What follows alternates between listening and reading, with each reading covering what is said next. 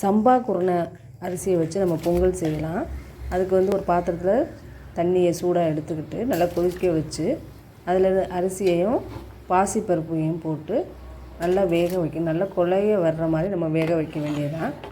அதை நல்லா அடிப்பிடிக்காத அளவுக்கு நம்ம கிண்டி விட்டுக்கிட்டே இருக்கணும். கொஞ்சோண்டு டேஸ்ட்டுக்காக சால்ட்டு போட்டுறணும்.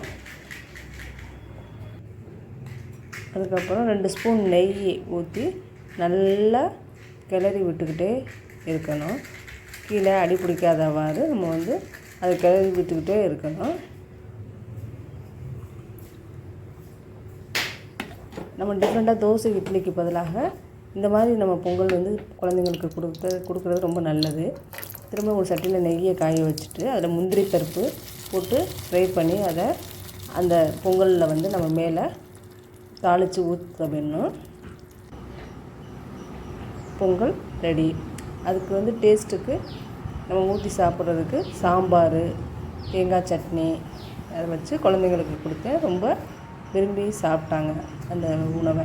நம்ம தோசை இட்லின்னு நம்ம வந்து தினந்தோறும் அந்த சாப்பாடே கொடுக்குறதுக்கு பதிலாக இந்த சம்பா குருணை அரிசியில் வந்து நீங்கள் பொங்கல் செஞ்சு குழந்தைங்களுக்கு கொடுத்தா அவங்க வந்து விரும்பி சாப்பிடுவாங்க. ஹெல்த்தியாகவும் இருக்கும் பிள்ளைங்களுக்கு. அதனால் இந்த மாதிரி நீங்கள் வந்து ட்ரை பண்ணுங்கள் ஃப்ரெண்ட்ஸ்.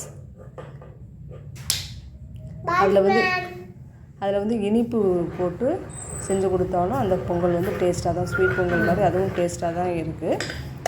ஸோ அதுவும் நீங்கள் அந்த மாதிரி ட்ரை பண்ணி பாருங்கள். டிஃப்ரெண்ட்டாக நம்ம இந்த மாதிரி குழந்தைங்களுக்கு செஞ்சு கொடுக்க அதுங்களுக்கு வந்து ஹெல்த்தியாகவும் இருக்கும்.